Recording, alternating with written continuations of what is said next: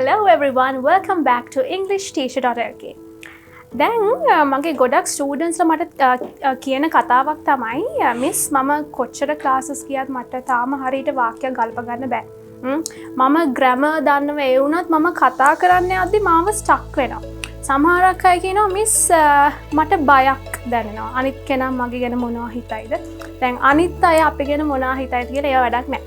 ඕන තරම් මිනිස්සු ඇවිත් ප්‍රසිද්ධිය කතා කරන්නේ නේ.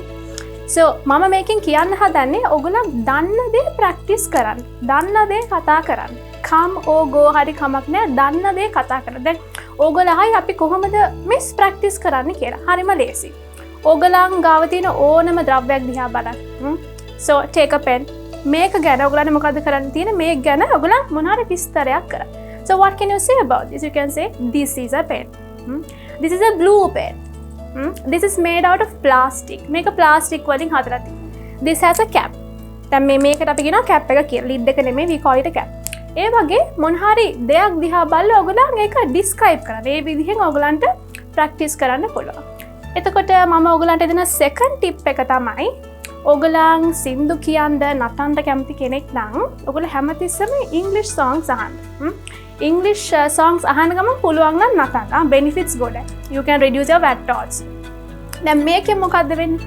ඔයගොල්ලන් හැමතිස්සෙම English song එකක් අහනකොට ඔයගොල්ලන්ගේ listening skill එක ඔයගොල්ලෝ දන්නවා අපිට listening skill එකකිනුත් අපේ English fluency එක improve කරගන්න පුළුවන් කියලා.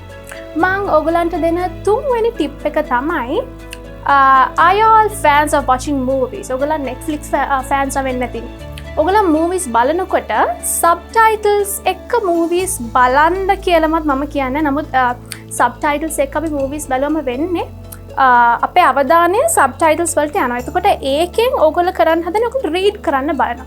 එතකොට ඔයගොල්ලන් කලින් මොන හරි දෙයක් ඉගෙනගෙන තියෙනවා නම් ඒකත් ඔයාලට නිකන් recap එකක් වගේ. මම මෙහෙම දෙයක් ඉගෙන ගත්තා. හරි. මේ වචනේ spell කරන්නේ මෙහෙම.